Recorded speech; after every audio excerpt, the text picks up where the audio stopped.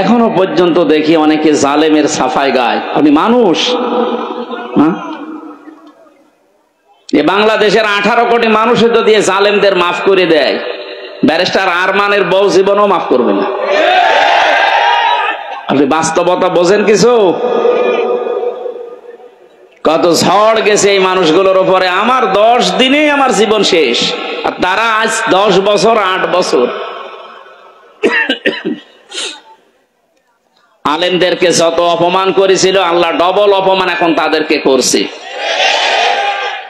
এই জন্য সাবধান থাকবো আমরা। আলেমরা নবীর ওয়ারিস, সরাসরি। আল উলামা ওয়ারাসাতুল আম্বিয়া, নবীর উত্তরাধিকারী তারা। নবীর গায়ে হাত দিলে যা হতো, আলেমদের গায়ে হাত দিলে তাই হবে। আলেম আবার আলেমের মতো হওয়া লাগবে। আলেম যদি আবার জালেমের চাইতে খারাপ হয়, তো ওরে পিটানোই ভালো। আলেম ছিল না জালেমদের পক্ষে? কথা বলে না কেন? ওই রকম আলেম না। কত বড় দুর্নীতিগ্রস্ত হলে দেশটা যে জাতীয় মসজিদের ইমামও পালিয়ে যায়। আবার কোথায় নামাবেন দেশটা বলেন? একটা মসজিদের ইমাম, তাও বাংলাদেশের কেন্দ্রীয় মসজিদ, জাতীয় মসজিদ, তার ইমামও পালিয়ে গেছে। এসেছিল আবার জোর করে ইমামতি নেওয়ার জন্য, জনগণ জুতা দিয়ে পিটিয়েছে। পরের দিন আবার স্ট্যাটাসও দিয়েছে যে জনগণ জুতা মেরেছে, কিন্তু আমার গায়ে লাগেনি। আরে শয়তান! বাড়ি একেবারে জায়গা মতো তো, এই জন্য এরকম কথা বলে। লজ্জা শরম তো কিচ্ছু নেই। কি কথা বলে না কেন? আমার মনে হয় ম্যাডাম খালেদা জিয়া যা বলেছিল যে নামটা পাল্টানো দরকার, আসলে ওই নাম পাল্টানো দরকার। অভিশপ্ত নাম, নামটার ভেতরে কেমন যেন একটা অভিশপ্ত জিনিস লুকিয়ে আছে। কি গয়কার পয়াকার, বাকিটা বললাম না। এই নাম কোনদিন মুসলমানরা রাখে? মুসলমানরা রাখবে গোলাপ, অন্তত গোপাল বাদ দিয়ে গোলাপগঞ্জ দেওয়া দরকার। একটা ফুলের নাম, যেন একটু সুঘ্রাণ আসে। এই জন্য পাগল বলে যারা এতদিন অন্তত বেঁচে আছি, আমাদের শিক্ষা নেওয়া দরকার আজকে। এই জালেম যারা বিদায় নিল, এই জালেমদের পরিণতি কি হয়েছে আল্লাহ আমাদেরকে একটু দেখিয়েছেন। সূরা নমল 19 নম্বর পারা 20 নম্বর পৃষ্ঠা 7 নম্বর লাইনের 52 নম্বর আয়াত। এই কথা বলে কি এত? ওর মোবাইলটা কেটে নিন।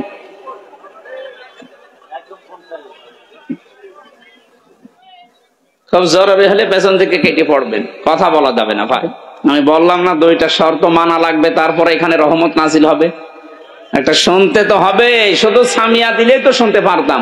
আল্লাহ বলেন না ফাস্তামিউ, একেবারে অ্যাক্টিভ হয়ে শোনা লাগবে, মনোযোগ সহকারে। কারণ এখন এটা ইবাদত চলছে। যতক্ষণ বসে থাকবেন আর যাই হোক গুনাহ হচ্ছে না। এই কথা বলে না কেন? আর গুনাহ যদি না হয়, বিপরীত যেটা সওয়াব মাস্ট বি হবে। এক একটা অক্ষর শুনবেন 10টা করে নেকি পেয়ে যাবেন। সুবহানাল্লাহ বলতে পারেন না?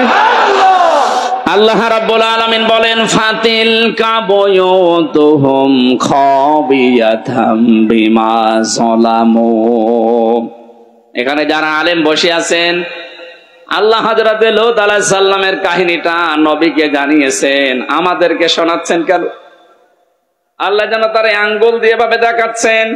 ফাতিলকা বুয়ুতুহুম, বাইতুন না, বহু বচন দিয়েছেন। আল্লাহ বলেন এই সেই ঘরগুলো, খাবিয়াতান, আমি জনশূন্য করে দিয়েছি, পরিত্যক্ত বানিয়ে দিয়েছি, বিমা যালামু, এই জালেমদের জুলুমের কারণে। কারণ যে জমিনে জুলুম করা হয়, ওই জমিনটা পর্যন্ত আল্লাহর কাছে অভিশপ্ত হয়ে যায়। একটা কত বাস্তব। 2024 5 আগস্টের বিকাল 5টা বাজতে বাজতে আল্লাহ মনে হচ্ছে আমাদেরকে চোখে আঙ্গুল দিয়ে দেখিয়েছে। কথা বলেন না কেন? আপনি একটু তাকিয়ে দেখেন, জালেমদের যত বাড়ি ঘর সারা বাংলাদেশে তো আমি ঘুরছি, 630টা থানার প্রায় জায়গায় আমার যাওয়া শেষ। আমি এই 3 মাস কয়েকদিনের ভেতরে ঘোরাঘুরি করে যা দেখলাম, জালেমদের কোনো বাড়ি এ দেশে আর নেই। আপনি আমার কুষ্টিয়ার দিকে তাকান, হানিফের বাড়ি, কুষ্টিয়ায় হানিফ সাহেবের বাড়ি কয়েকদিন আগেও আমি পাশ দিয়ে আসলাম, দেখলাম জাতীয় টয়লেট হয়ে গেছে। একবারে 4-5 জন করে যাচ্ছে, কেউ এদিকে কেউ এদিকে কেউ এদিকে কেউ এদিকে, মনে হচ্ছে জামাতবদ্ধ টয়লেট চলছে। আল্লাহ কেন এমন করে দিলেন? আল্লাহ পাক বলেন, ইন্না ফি যালিকা লাআয়াতাল লিকাউমিন ইয়ালামুন। আলেম ভাইরা বলেন তো, এখানে লামে তাকিদ দিয়ে আল্লাহ কি বুঝিয়েছেন? যত তাফসীর আমি মিলিয়েছি, এই লাম তাকিদের সাথে আধুনিক তাফসীরের মুফাসসির একরাম বলতে চাচ্ছেন, আল্লাহ যেন আপনাদেরকেও দেখাচ্ছেন, পৃথিবীর মানুষেরা সাবধান, এর ভেতরে কিন্তু শিক্ষা আছে, যদি জ্ঞানী হয়ে থাকো। কি শিক্ষা আমরা নিতে পারি? এই 15.5 বছরে ওদের এত গভীরে শিকড় ছিল জালেমদের। আপনি তাকান, একেবারে দারোয়ান থেকে শুরু করে সংসদ পর্যন্ত সব জায়গায় ওদের লোক সেট করা ছিল, এমনকি কারাগারেও। কথা বলেন না কেন? এ কারাগারে আলেমদের কষ্ট দেওয়ার জন্য আলাদা কিছু মানুষ ওদের সেট করা ছিল। সুব্রত বালা, দেবদুলাল, আমি নিজে পেয়েছি এদের আচরণ গুলো। এ মানুষগুলো এমনি সাধারণ মানুষের সাথে যা করে, আমার আর মামুনুল হক আলেম যারা ছিলাম তাদের সাথে আচরণ আলাদা করে। আল্লাহ রাব্বুল আলামিন বলেন, এখানে ওদের শিকড় সব জায়গায় ওরা গেঁথে রেখেছিল। আমি দেখেছি তারেক জিয়া সাহেবের পিএস অপু ভাই ছিল, ওনার বন্ধু গিয়াসউদ্দিন মামুন ভাই ছিল, ওনাদের দিকে সিসি ক্যামেরা দিয়ে, মাওলানা মামুনুল হকের দিকে ক্যামেরা দিয়ে আলাদা ভাবে বসে বসে দেখতো যে এদের সাথে কেউ কথা বলে কিনা। আরে জালেমরা, এমনিতেই তো জুলুম করিস, এরপরে আবার সবকিছু বন্ধ করে দিয়ে 3টা বছর আমাদেরকে যোগাযোগ করতে দেয়নি। ফাঁসির আসামিরা 7 দিন পর পর সরকারের টেলিফোনে কথা বলতো, আর আলেম যারা আমরা 76 জন ছিলাম, আমাদের জন্য সব বন্ধ। জামাত ইসলাম আর হেফাজতে ইসলাম নাম শুনলেই বলতো না, এদের যোগাযোগ বিচ্ছিন্ন। আপনার চেয়ার এমনি পড়ে যায়নি, আল্লাহ নিজে মনে হচ্ছে ফেলে দিয়েছে। আল্লাহ রাব্বুল আলামিন বলেন, এখানে তোদের শিক্ষা, এদের বিশাল শিকড় যদি আমি আল্লাহ কেটে দিতে পারি। কেটে দিয়েছে কে, এইটার ফাইল কিন্তু জানা নেই। এটা সূরা আনআম 7 নাম্বার পারার 12 নাম্বার পৃষ্ঠার 4 নাম্বার লাইনের 45 নাম্বার আয়াতের প্রথম অংশে আছে, ফাকতিআ দাবিরুল কওমিল্লাযিনা যালামু, জালেমদের শিকড় কেটে দেওয়া হয়ে গেছে। কতিয়া, এটা মজহুল, কেটেছে কে ফাইল জানা নেই। আপনি তাই দেখতে পাবেন 5 আগস্টের বিকাল 5টা বাজতে বাজতে জালেমদের বাড়ি ঘর, ওদের অফিস সবগুলো গড়িয়ে দিয়েছে। কে ভেঙেছে? ফাইল নেই। কথা বলছেন না কেন? আপনি বলতে পারবেন যে হানিফের বাড়ি অমুক ভেঙেছে? না, আপনি পাবেন না, মনে হচ্ছে ফেরেশতা ভেঙে দিয়েছে। এই জন্যই তো কুতিয়া দিয়েছেন যে ফাইলই নেই। আমরা এখান থেকে কি নিতে পারি? এদের এত বড় শিকড় যদি আল্লাহ একেবারে মাটি থেকে উপড়িয়ে ফেলতে পারে, ওদের বাড়ি ঘর এখন জনশূন্য, পরিত্যক্ত। মনে করছেন শুধু কুষ্টিয়ার হানিফের বাড়ি না, সারা বাংলাদেশের অবস্থা এক। যেখানে যেখানে গেছি জালেমদের বাড়ি ঘর গুলো, আমি গত পরশু দিনও ছিলাম কিশোরগঞ্জে, এক জালেমের বাড়ি দেখলাম, ওইটাও জাতীয় টয়লেট। হানিফের বাড়ি তো 5-6 জন যায়, এখানে দেখছে 8-10 জন একসাথে যাচ্ছে। আমি একটা কারণ খুঁজে পেয়েছি আমার নিজের জীবন থেকে। হজে গিয়েছিলাম 16 সালে। বললাম না ইশারায় করবেন, কথা বলেন কেন? কাবা শরীফ তাওয়াফ করার পরে একবার উপরে গেলাম, হঠাৎ দেখি পেটে যন্ত্রণা, ব্যথা। এক পুলিশকে ডাক দিয়ে বললাম, ইয়া আখি তাল, এদিকে আসেন ভাই। মানে আসার পরে জিজ্ঞাসা করছে, কি? ইয়া হাজিউল হুজ্জাতাইনা বিলাদুকা, হাজি দেশ কোথায়? জি তুমি বাংলাদেশ। বাংলাদেশ থেকে এসেছি। মনে বলে কি সমস্যা? এখানে মুশকিল আছে, আমার পেটে ব্যথা। এখানে ফার্মেসি কোথায়? আমারে বলছে ফার্মেসি লাগবে না, পেটে ব্যথা কেন টের পান না? না তো, এই জায়গাটা তো আবু জেহেলের বাড়ি, আপনি এখনো পায়খানা না করে দাঁড়িয়ে আছেন? তাড়াতাড়ি করেন। পায়খানা করে দেখি আমার পেটের ব্যথা ভালো হয়ে গেছে। আমার তো মনে হচ্ছে জালেমদের যত বাড়ি বাংলাদেশে সবগুলো যেহেতু অভিশপ্ত, সবগুলো এখন উজাড় গৃহ, পরিত্যক্ত টয়লেট হয়ে গেছে। এদেশের মানুষের পেটে ব্যথা হলে প্রসাবের চাপ দিলে ওই জায়গায় যে কাজ করবে। এরপরও যদি আপনার শিক্ষা না হয়, এই যারা আমাদের শিক্ষা নেওয়ার বিষয় কিন্তু এখনো বলিনি, আমাদের শিক্ষার বিষয় আগামীতে যারা দেশের দায়িত্বে আসবেন, যারা আসবেন, আপনি আর যাই করেন যেন জালেম হবেন না। কারণ এই শব্দটা ঘৃণিত শব্দ, আল্লাহর কাছে নিন্দিত। জালেমদেরকে আল্লাহ সব চাইতে বেশি টার্গেটে রাখেন। সূরা ইব্রাহিম 42 নম্বর আয়াত, ওয়ালা তাহসাবান্নাল্লাহা গাফিলান আম্মা ইয়ামালুজ জালিমুন। আল্লাহ পাক বলেন, কি মনে করেন হে নবী আমি জালেমদের কোনো খবর রাখি না? সবচাইতে বেশি খোঁজ খবর রাখি আমি জালেমদের ব্যাপারে। এই জন্য আমরা সামনে যারা আসি আমি আহ্বান জানাচ্ছি, খুব ভালোবাসি আপনাদের, সে যেই হোক, সামনে যারা চেয়ার পাবেন তারা আর যাই করেন বাংলাদেশে জুলুম করবেন না। এ জুলুম নিজের নফসের উপর থেকে শুরু, নিজের উপরও জুলুম করবেন না। নিজের উপরে জুলুম কি? অনেকের অর্থ সম্পদ, টাকা পয়সা, প্রভাব প্রতিপত্তি, ক্ষমতা হয়ে গেলে তখন পাপ কাজে পা বাড়ায়। এটা সূরা হুদের 9 নম্বর আয়াতে আল্লাহ দলিল দিয়েছেন, ওয়ালা ইন আযাকনাল ইনসানা মিন্না রাহমাতান সুম্মা নাযা'নাহা মিন ইন্নাহু লায়ায়ুসুন কাফুর। এই আয়াতের সারমর্ম এটা, কোন মানুষ যখন নিজের নফসের উপরে জুলুম আরম্ভ করে, হ্যাঁ আগে টাকা পয়সা, প্রভাব প্রতিপত্তি ছিল না, অপরাধ করতে পারে নাই, এখন টাকা পয়সা, অর্থ সম্পদের মালিক আল্লাহ বানিয়েছি, এখনো লাল পানি খায়, এখনো বাবা খায়। এই কথা বলছেন না কেন? আমি কি বোঝাতে পেরেছি? তাহলে নফসের উপরে এটা একটা জুলুম। আপনি আজকে থেকে সিদ্ধান্ত নেন, আল্লাহ আমাকে যেখানেই তোলুক, আমি অন্তত আমার নফসের উপরে এখন থেকে আর জুলুম করব না। শরীরের উপরে মানুষ জুলুম করে, এই যে অনেকে, এই মুরব্বীরা বের করে দেন, দেন দেন তাড়াতাড়ি দেন, ডিস্টার্ব হয়ে গেল, দেন দেন তাড়াতাড়ি দেন, চলে যান চলে যান।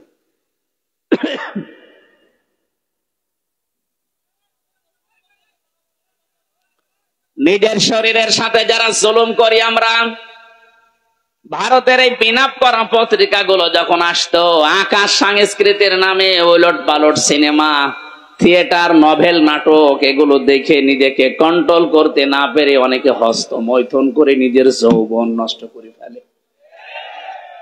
না এ গাজীপুরে নেই?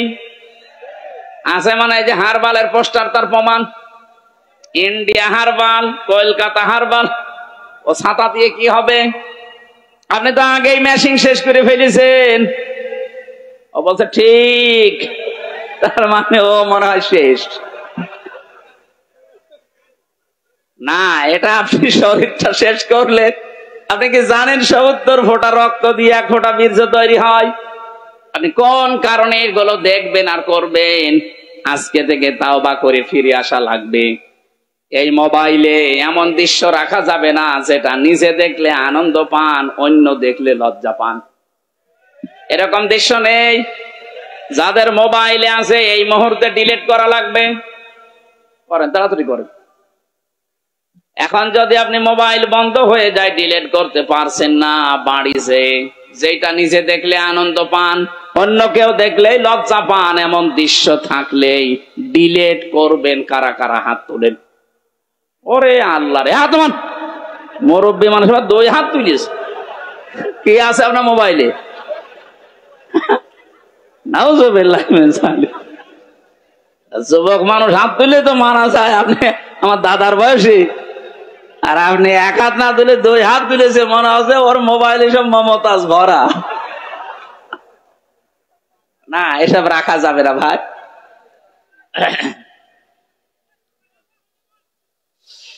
গাজীপুরবাসী, খুব মনোযোগ সহকারে আমাদের এখান থেকে শিক্ষা নিয়ে যাওয়া লাগবে। সুতরাং আমার নিজের শরীরের ওপর থেকে কোনো কিছু যেন অপচয় হয়ে না যায়, কারণ সেইটাই অপচয় করবেন ওটা কিন্তু আর কোনোদিন ফিরে আসবে না। খুব গুরুত্বপূর্ণ জিনিস আল্লাহ শরীরের ভেতরে দিয়ে রেখেছেন। যত খাবার খান, এই খাবারগুলো নির্যাস থেকে পিত্ত রস তৈরি হয়। বিজ্ঞান এখন প্রমাণ করছে শরীরে পেটের ভেতরে যতক্ষণ খাবার থাকবে পিত্ত রস পড়তেই থাকবে। খাবার না থাকলে রস পড়া বন্ধ হয়ে যাবে। আল্লাহ এটা দিয়ে বোঝাতে চায়, বান্দা আমি নিজে অপচয় করি না, এটা তার প্রমাণ। রসটা যেহেতু দামি, এত দামি রস, এটা যতক্ষণ তোর পেটে খাবার থাকবে এটা ফোঁটা ফোঁটা পড়বে, খাবারগুলো হজম হবে। এটা যখন খাবার থাকবে না, পড়লে তো অপচয় হবে। এই জন্য আমি আল্লাহ ওটা অটোমেটিক বন্ধ করে দেই। অথচ আমাদের শরীরের অপচয় আমরা যারা করছি কিছু মনেই করি না। যৌবন যখন শেষ হয়ে যাবে তখন আর দোয়া করেও কাজ হবে না, তাবিজ কবজেও কাজ হবে না। এখন থেকে সতর্ক, আমরা যেন অন্তত এই শয়তানি কাজে কেউ হাত পা না বাড়ায়। কথা বলেন না কেন? মানতে পারবেন ইনশাআল্লাহ? তাহলে আমরা আজকে থেকে শিক্ষা নিয়ে গেলাম, জালেমদের প্রতি যেহেতু আল্লাহর সবচাইতে বেশি টার্গেট, আর নিজে আল্লাহ মামলা দায়ের করবে, নিজে মামলা দায়ের করবে জালেমদের বিরুদ্ধে। এটা সূরা শূরা 25 নম্বর পারা 6 নম্বর পৃষ্ঠা 13 নম্বর লাইনের 42 নম্বর আয়াতে আছে, ইন্নামাস সাবিলু আলাল্লাযীনা ইয়াযলিমুনান নাস। আল্লাহ পাক বলেন, অবশ্যই আমি আল্লাহ মামলা দায়ের করব কিয়ামতের ময়দানে জালেমদের বিরুদ্ধে। মামলার বাদীকে আপনি কি টের পাচ্ছেন কি বলছি? মামলার বাদী যত বড় হয় মামলা তত কঠিন হয়। আমার যিনি মামলা দিয়েছিল, যদি এরকম সলিমদ্দি কলিমদ্দি কেউ দিত, 3 দিনও আমারে আটক রাখতে পারতো না। কয় টাকা নেবে, টাকা দিয়ে বের হয়ে চলে আসতাম। তো মামলার বাদী এমন জন, টাকা পয়সার দরকার না, ওকে আটকিয়ে রাখবে, এই ধান্দা ছিল তার। এই জন্য মামলার বাদী যেহেতু বড়, আমার মামলাও এরকম কঠিন ছিল। এতবার সিএমএম কোর্ট, জজ কোর্ট, হাইকোর্ট কতবার মামলাটা তুলেছে না, জামিন হবে না, কারণ মামলার বাদী সরাসরি রাষ্ট্র। এই জন্য কিয়ামতে যেহেতু আল্লাহ নিজে বিচারপতি, নিজে রায় দেবেন, নিজেই মামলার বাদী, আপনি বলেন তো বিবেক দিয়ে যে আপনাকে জামিন দেওয়ার আর কেউ আছে? উনি তো আর কালামানিকের মতো ঘোষ খাবে না। এই কালামানিক নামে একজন বিচারপতি, একটা অবৈধ বিচারপতি ছিল।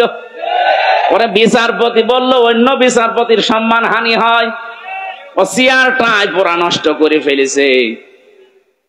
জনগণ এত রাগ ছিল তার উপরে, কলা পাতায় শুয়েছিল, বিসি উড়ে গেছে। বিসি উড়ে গেছে। ওর এখন বউ থেকে কিনা আল্লাহ জানে। মনে হয় এই ছেলে আছে কাশিমপুর হাই সিকিউরিটি 4 নম্বরে আছে, আল্লাহর ওলি মনে হয় বসে বসে শুনতেছে। যদি শুনেই থাকে ভালো করে শোনেন, আপনি বেরিয়ে দেখবেন আপনার বউ আল্লাহর রাস্তায় চলে গেছে। কারণ আপনার কারণে বহু মানুষ তার স্বামীকে হারিয়েছে। কথা বলেন না কেন? বিচারের নামে প্রহসন করে হাজার হাজার মানুষকে জেল খাটিয়েছে, হাজারো মানুষের জীবন নষ্ট করে দিয়েছে। যার যতটুকু কাজ কারবার আল্লাহ কিন্তু অতটুকু তার উপরে তুলবে। আপনি মনে করবেন না আল্লাহ গাফেল, আল্লাহ ছাড় দেয় কিন্তু ছেড়ে দেয় না। ইন্টারনেট বন্ধ করে যেই লোকটা হাজার হাজার মানুষকে প্রতিবন্ধী করে বানিয়ে রেখেছিল ঘরে, হাজারো মানুষকে অন্ধকারে হত্যা করেছে, এই জেলে আছে। এই 4 নাম্বার জেলে আছে এখনো হাই সিকিউরিটিতে। বলছে আমার কমোড লাগবে। তোর কমোড? আলেমদেরকে ধরে মাটিতে শুয়ে রাখতো, আর ওরকম কমোড লাগবে? আমি মন্ত্রী ছিলাম, আমি এমপি ছিলাম। কিসের মন্ত্রী? 2008 থেকে 24 সাল পর্যন্ত যারা নির্বাচনের নামে প্রহসন করে এমপি মন্ত্রী হয়েছেন, এগুলো এমপি মন্ত্রী বলা জায়েজ নেই। যত টাকা ভাতা নিয়েছেন এই কয় বছরে সব ফেরত দেওয়া লাগবে। কিসের মন্ত্রী আপনি? এতটুকু এখন থেকে বলা যায় সাবেক চোর।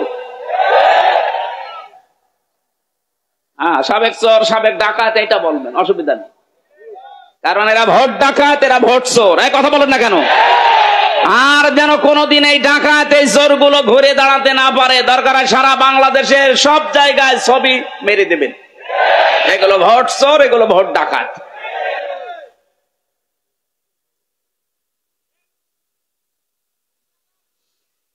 গাজীপুরবাসী জালেমেরা যেহেতু আল্লাহর মামলার আসামি, আমি আয়াতটা পড়ার পরে চিন্তা ভাবনা করলাম, আল্লাহ কিন্তু ইয়াজলিমুন আল মুসলিমুন দেয়নি, দিয়েছে ইয়াজলিমুন আন নাস। আল্লাহ বলেন শুধু মুসলমানদের উপরে যারা জুলুম করবে তারাই কিন্তু আল্লাহর মামলার আসামি না, যারা মানুষ হয়ে মানুষের অধিকার নষ্ট করে, তাদের উপরে জুলুম করে, ওরা আল্লাহর মামলার আসামি। আজকেও দেখলাম ভারতে সংখ্যালঘু নির্যাতন চলছে, এমনকি আমাদের কলিজার সবচাইতে দামি জায়গা যেটা মসজিদ, সেইটা ভেঙে দিচ্ছে। সারা পৃথিবীর 57টা মুসলিম রাষ্ট্রকে আমরা আহ্বান জানাচ্ছি, সবাই ঐক্যবদ্ধ হন। 200 কোটি মুসলমান এই পৃথিবীতে আছে, হিন্দু মাত্র 120 কোটি। খ্রিস্টানদেরকেও বলবো, আপনাদের মেয়েকেও ইন্ডিয়ার বুকে ওরা ন্যাংটা করে উলঙ্গ করে হাঁটিয়েছে। কথা বলে না কেন? এই মুশরিক আর ইহুদি যারা, এরা তামাম দুনিয়ার মানবতার শত্রু, এরা মানুষ না। তামাম দুনিয়াতে এতদিন জানিয়েছে যে বাংলাদেশে সংখ্যালঘু নির্যাতন হয়, অথচ তাদের দেশে আর সংখ্যালঘু মুসলমানের অনিরাপদ। তাদের ইবাদত খানাগুলো ভেঙ্গে বলছে এখানে মন্দির ছিল, নাউজুবিল্লাহি মিন যালিক। আমরা ঢাকার স্বামীবাগের ইসকন মন্দিরকে যদি এখন দাবি তুলি যে 500 বছর আগে এটা মসজিদ ছিল, নেন ঠেলা, ভেঙে দেবো। এখন আজ পর্যন্ত বাংলাদেশে কোন মন্দির ভেঙে মসজিদ বানিয়েছে ইতিহাস আছে? বলেন কোন কারণে আল্লাহর ঘরে হাত দিচ্ছেন? একবার আপনার দাদারা কাবা শরীফে হাত দিয়ে একেবারে কাসমিম মাকুল হয়ে গেছে। আমার তো মনে হচ্ছে ভারতেও আল্লাহর ঘর মসজিদ গুলো যেভাবে ভাঙা হচ্ছে, আল্লাহ না জানে আবার আবাবিল পাঠিয়ে দেয় কিনা। আমাদের ইমানের দাবি এখন সারা বিশ্বের 200 কোটি মুসলমানের ভারত বয়কট করা লাগবে, কোনো দরকার নেই ওদের। ওরা এখন কান্নাকাটি অলরেডি আরম্ভ করেছে। আজকে ওদের পেঁয়াজ, ওদের আলু সব বর্ডারে পৌঁছে যাচ্ছে, নেমে পড়েছে অলরেডি তারা রাজপথে। যে একজন এই উশৃঙ্খল, একজন বেয়াদব মানুষের কারণে আজ আমরা অনেক মানুষ না খেয়ে মরছি। আমাদের দেশকে তামাম দুনিয়ায় কালার করার জন্য বলে এই দেশে হিন্দু মুসলমান দাঙ্গা। কিসের দাঙ্গা? এই যে সৌহার্দ্য পরিবেশে এই দেশে বাস করি আমরা, পৃথিবীতে কোন দেশে অনুযায়ী নেই। বিশ্বের বহু দেশ তো ছোট বয়সে ঘুরলাম, কই এত সুন্দর সাম্প্রদায়িক সম্প্রীতি নিয়ে বাস করার দেশ পৃথিবীতে নেই। অথচ এইটাকে পুঁজি করে আজ ডক্টর মোহাম্মদ ইউনূসকে বিপদে ফেলার জন্য, তাকে ভয় দেখানোর জন্য বারবার নতুন নতুন ইস্যু তৈরি করছে। যারা পালিয়ে গেছে ওরা তো বসে নেই।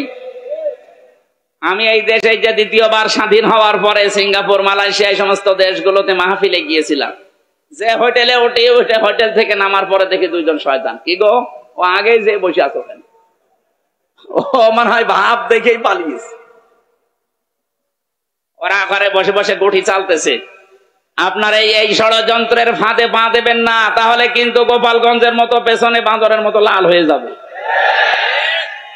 ষড়যন্ত্রের ফাঁদে পা দিয়ে কি লাল হয়েছে দেখেননি? এমন পিটানো পিটিয়েছিল আর্মিরা। ওই কয়েকদিন কেউ গোপালগঞ্জ থেকে ঢাকায় যদি আসে, বসে আসলে 300 টাকা, দাঁড়িয়ে আসলে 1000 টাকা। আপনি এখনো ওই ফাঁদে পা দেওয়ার জন্য ধান্দায় আছেন, আপনি টের পাচ্ছেন বাস্তবতা কোথায়? আর ওদের এক সাংবাদিক কয়েকটা আছে, তার ভেতরে যে মলম বিক্রেতা একজন, এই হকার সাংবাদিক ময়ূখ রঞ্জন, এরে মনে হয় 50 জন মিলে জন্ম। তাছাড়া তো এরকম উল্টা পাল্টা কথা একটা দেশ নিয়ে বলা সুস্থ মানুষের দ্বারা সম্ভব না। কথা বলেন না কেন?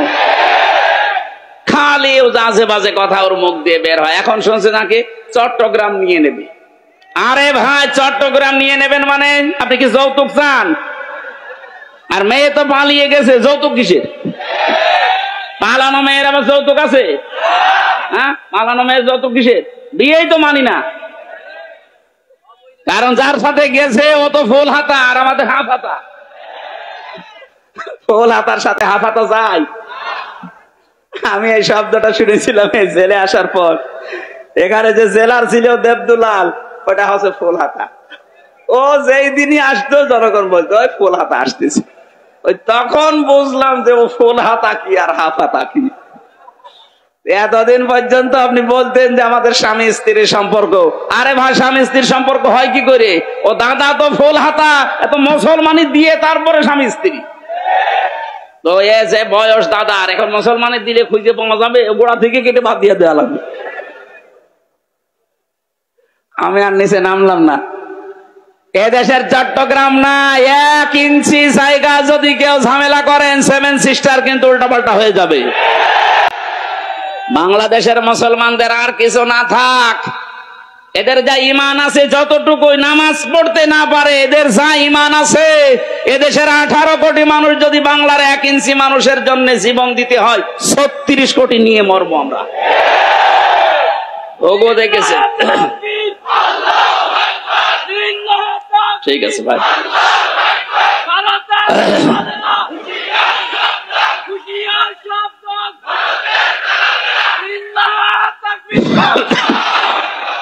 ঘোগো দেখেছেন আপনারা? ঘোগোর ফাঁদ দেখেননি?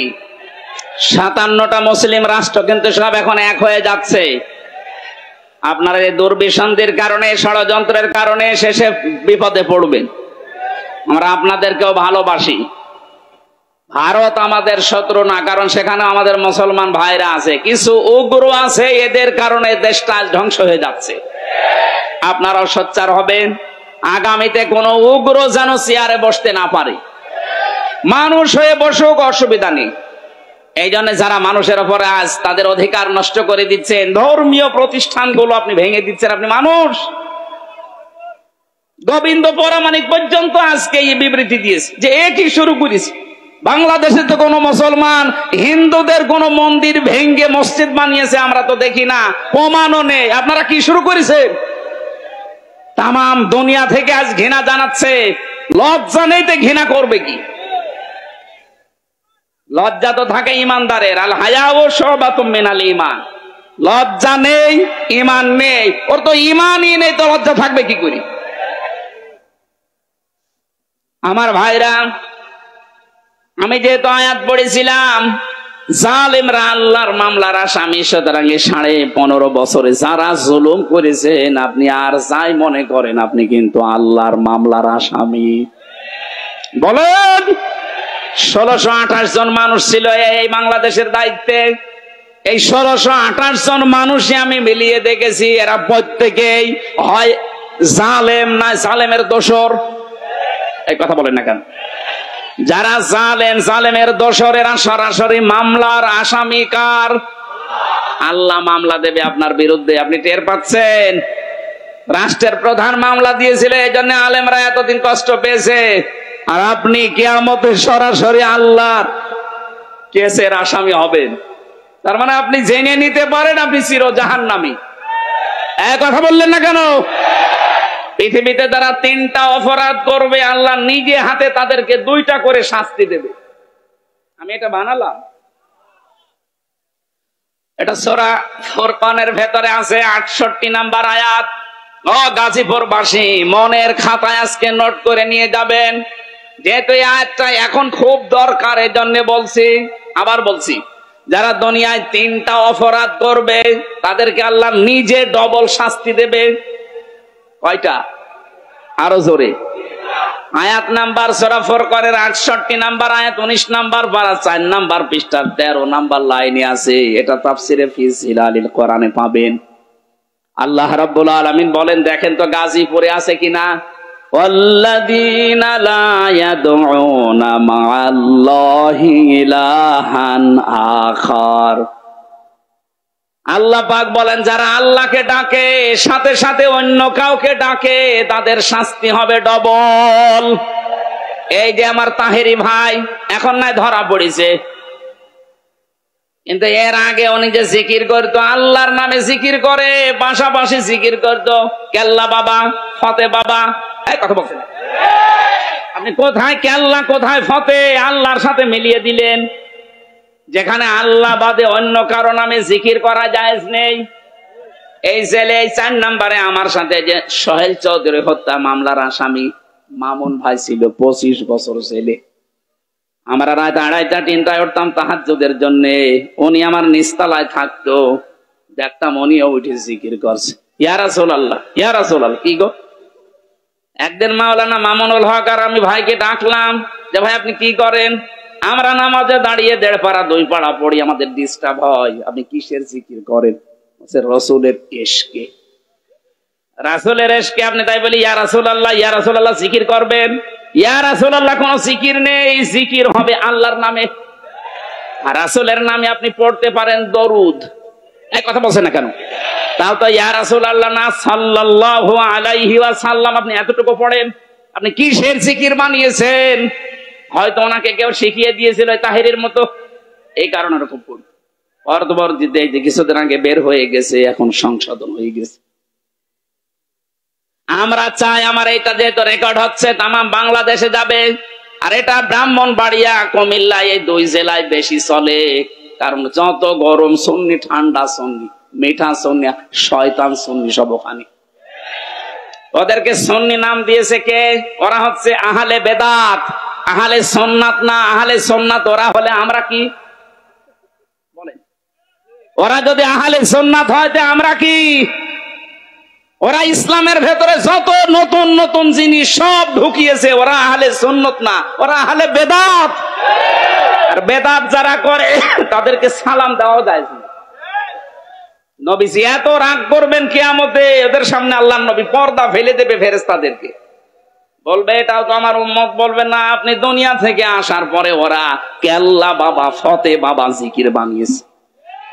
নবীজি এত রেগে যাবেন, বলবেন সহকান সহকান লিমান গাজ্জারা বাদি, দূর হয়ে যা, আমার রেখে আসা ইসলামকে যারা পরিবর্তন করে ফেলেছিস তুই আমার উম্মত না। আপনিও কিন্তু বিপদে পড়বেন ভাই। ওই শয়তানদের খপ্পরে পড়ে যদি ওদের মতো জিকির আরম্ভ করেন, মা আল্লাহ আছে না, মা আল্লাহি ইলাহান আখর, আল্লাহর সাথে যারা অন্য কাউকে ডাকে তাদের শাস্তি হবে। এই যে ডবল শাস্তি, আপনার বিশ্বাস হচ্ছে না?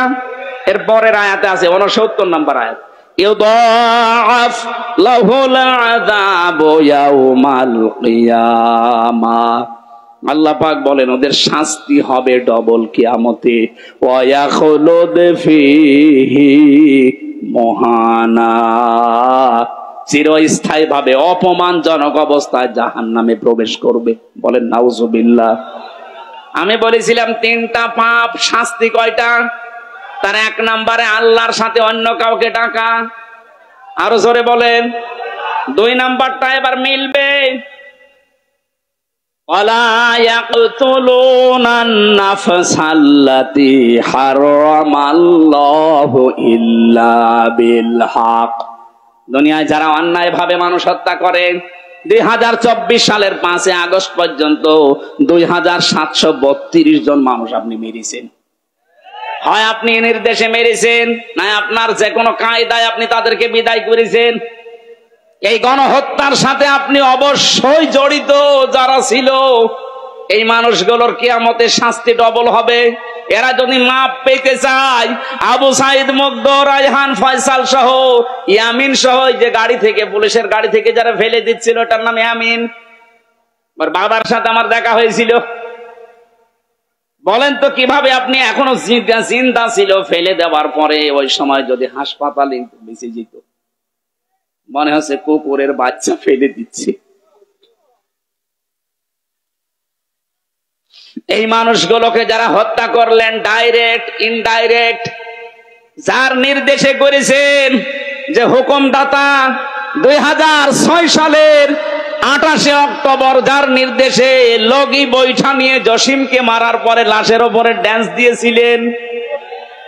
এই কথা বলছেন না কেন? আপনি মনে করেন যে আপনি মানুষ আছেন? আর না, আপনি আর মানুষ নেই। আমি 7 সালে একবার সিরাজগঞ্জ থেকে যাচ্ছিলাম, বাসে যেতাম, তখন ড্রাইভারের পেছনে বসে আছি। ড্রাইভার একেবারে রাস্তার মাঝখানে দেখলাম একটা কুকুর পড়ে মরে আছে। মাঝখান দিয়ে না দিয়ে বাম দিয়ে চালিয়ে দিল। গাড়ি ঝাঁকি দিয়েছে। ড্রাইভারকে বললাম আপনি এমন করলেন, গাড়ি তো উল্টিয়েছে। তো ড্রাইভার আমারে বলছে দেখেন না একটা কুকুর পড়ে মরে আছে, আমি মরা জিনিসের উপরে ডবল করে চাকা চালাবো, আমার বিবেক নেই। ওনারে বললাম ভাই তো মরা কুকুর মরে গেছে, মারলে কি আর না মারলে কি? ড্রাইভার আমার দিকে ঘুরে বলছে হুজুর আপনি কি আসলে হুজুর নাকি ভয় ধরেছে? কিসের হুজুর আপনি? আপনি দেখেন যে একটা মরা জিনিস পড়ে আছে, আমি ডবল করে চালিয়ে দেব। ও হোক কুকুর, ও তো একটা প্রাণী, আল্লাহর সৃষ্টি, একটা মরা জিনিস কুকুর, তারপরও ওই লোকটা মারতে চায় না ডবল করে। বললাম নাম কি? হিন্দু একটা নাম বললো। বললাম আপনার ঈমান নেই, কিন্তু আপনার বিবেক আছে। আপনি ডবল করে মরা জিনিস মারতে পারেন না, আপনার বিবেকে বাধা দেয়। অথচ এই দেশে জীবিত মানুষ হত্যা করার পরে তার লাশের উপরে ড্যান্স দিয়েছে। এগুলোকে মানুষ বলবেন কোন কারণে? আপনি এগুলো মানুষ না।